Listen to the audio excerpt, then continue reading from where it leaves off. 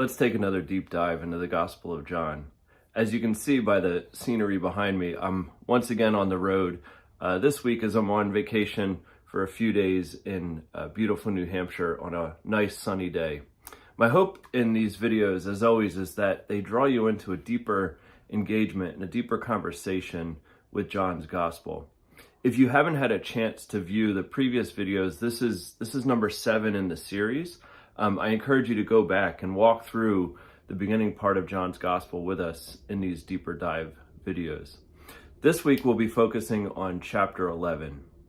Now, before we dive into chapter 11, I'd like to take a moment to sort of zoom out and look at John's Gospel as a whole to give us a deeper context for what we'll be looking at specifically this week. Really, throughout John's Gospel, there's a theme that runs throughout. And this theme has sort of 2 points to it. The first point is answering the question, who is Jesus? And the second point of that theme is, do you believe this? We see this throughout the gospel, and specifically, there's these sort of bookends that exist in the gospel itself. So before we look at chapter 11, I'd actually like to go back first and look at chapter 1. So if you have your Bibles, open up to the very beginning of John's gospel, chapter 1, verses 1 through 8. And this is how John's Gospel begins. In the beginning was the Word, and the Word was with God, and the Word was God. He was with God in the beginning. Through him all things were made. Without him nothing was made that has been made. In him was life, and that life was the light of all mankind. The light shines in the darkness, and the darkness has not overcome it. So in these first 5 verses, John is telling us who Jesus is. He's describing who Jesus is in the opening. And so that's point 1 of this theme that runs throughout, as I said. And then if we read on in the next few verses, we get the second point of this theme where John tells us in verse 6, picking up, there was a man sent from God whose name was John. He came as a witness to testify concerning that light, so that through him all might believe. He himself was not the light. He came only as a witness to the light. So John's Gospel has this theme of, this is who Jesus is. This is a witness to the gospel of Christ. And it constantly offers us and prods us with this question, do you believe this? These things are told so that you might believe. So chapter 1 is sort of providing this opening bookend for the beginning of John's Gospel. If we turn all the way to the end, to chapter 20, we get the second part of this bookend, this sort of frame for the whole gospel that John gives us. And so in chapter 20, picking up in verse 30, John says this, Jesus performed many other signs in the presence of his disciples, which are not recorded in this book. But these are written that you might believe that Jesus is the Messiah, the Son of God, and that by believing you may have life in his name. So who is Jesus? Jesus is the Messiah, the Son of God. And part 2, do you believe this? These things are written so that you might believe. And so in that context, in this sort of bookend context, if you think about John's Gospel like a seesaw or a balance that has a point in the middle, you've got these 2 statements at the very beginning and the very end. And in the middle, you've got this pivot point, and that's where we're going to look today in chapter 11, in sort of the fulcrum, the balance point of these two points. And so one more note on that, there are many scholars who divide John's Gospel into 2 actual books themselves. The book of signs, which takes place in chapters 1 through 12. So we'll be right at the end of the book of signs today. And then chapter 13 on through the end through chapter 21 is known as the book of glory. And so it sort of has this symmetrical balance to it. And so with that in mind, with that zoomed out view, we're going to be right dead smack in the middle of that layout. And so that gives a special emphasis to what we'll read today as a main sort of focal point of the entirety of John's Gospel. So with that being said, let's look at chapter 11. So once you have your Bibles open to chapter 11, you'll notice that we're looking at the story of the raising of Lazarus. a very detailed account is given to us of this passage, and this is a very famous Bible story. Even folks that weren't raised in the church or people who don't regularly read their Bible are familiar with the story of Lazarus being raised from the dead. And within this chapter, our focus, we're going to look at 20 verses in particular, right in the middle, verses 17 through 37. And so for a bit of context leading up to 17, Jesus has found out, his disciples have told him that Lazarus is sick and is dying.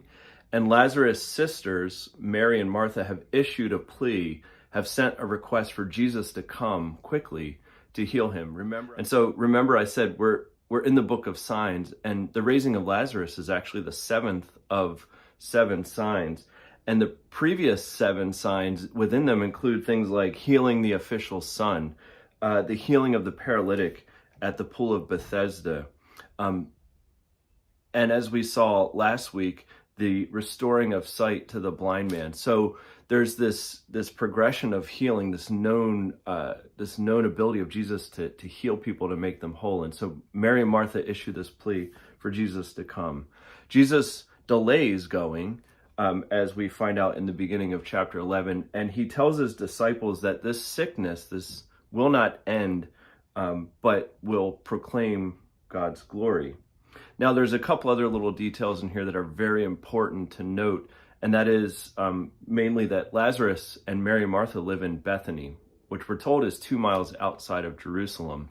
And at this point in Jesus' ministry, it is very dangerous for him to enter Jerusalem. The passage just before chapter 11 tells us that the Pharisees there wanted to stone him, and throughout they've been seeking ways to get rid of this problem of Jesus. So being close to Jerusalem, heading towards Jerusalem, is dangerous for him. And Bethany is on the road to Jericho, and it's Passover time. So there's crowds everywhere. There's no way that Jesus can slip in undetected without the Pharisees knowing. And so he goes eventually after delaying, and that's where we pick up in verse 17. So verse 17 through 37 says this. On his arrival, Jesus found that Lazarus had already been in the tomb for 4 days. Now Bethany was less than 2 miles from Jerusalem, and many Jews had come to Martha and Mary to comfort them in the loss of their brother. When Martha heard that Jesus was coming, she went out to meet him, but Mary stayed at home. Lord, Martha said to Jesus, if you had been here, my brother would not have died. But I know that even now God will give you whatever you ask. Jesus said to her, your brother will rise again. Martha answered, I know he will rise again in the resurrection at the last day. Jesus said to her, I am the resurrection and the life. The one who believes in me will live, even though they die, and whoever lives by believing in me will never die.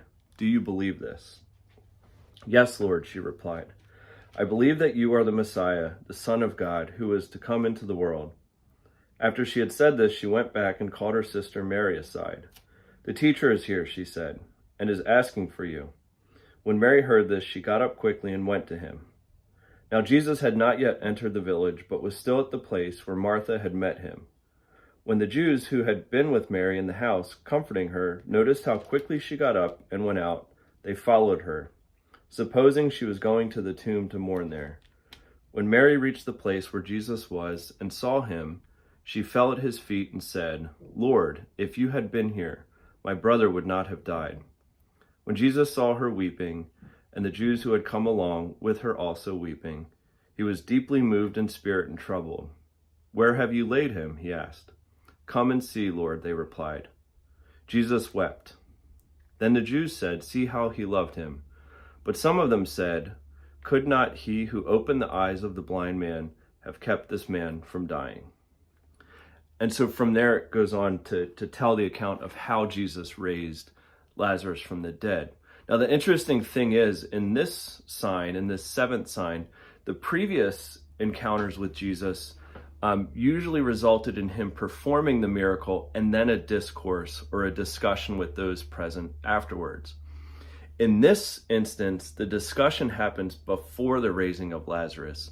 And it's really interesting that the theme and the main point of this is belief and faith, and whether or not, remember, we're identifying who Jesus is, whether or not people have the ability to believe that. And it makes sense that if you're talking about faith, that the sign, the proof of that would follow. The belief has to be there first. You've got to have belief in something without knowing, without evidence, to have faith, and then it is shown to you. So it's really interesting how that happens in the raising of Lazarus.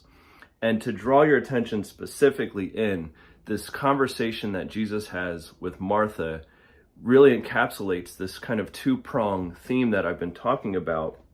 And so in verse 25 and 26, Jesus says to Martha, "I am the resurrection and the life. The one who believes in me will live even though they die. And whoever lives by believing in me will never die. Do you believe it?" So Jesus himself, in his own words, highlights, encapsulates, states this two-point sort of theme that he is the resurrection and the life. And he offers this question to Martha, do you believe this? And as we read John's gospel, that's the question we're being asked as well. Who is Jesus? Jesus is the Messiah, the Son of God, the Word who was in the beginning. He is the resurrection and the life. And the question for us is, do you believe this? I hope that this deep dive meant something to you. I hope it drew you into a deeper conversation with John's gospel. I invite you to join us on Sunday morning and see where we go from here with this. I'll see you all on Sunday.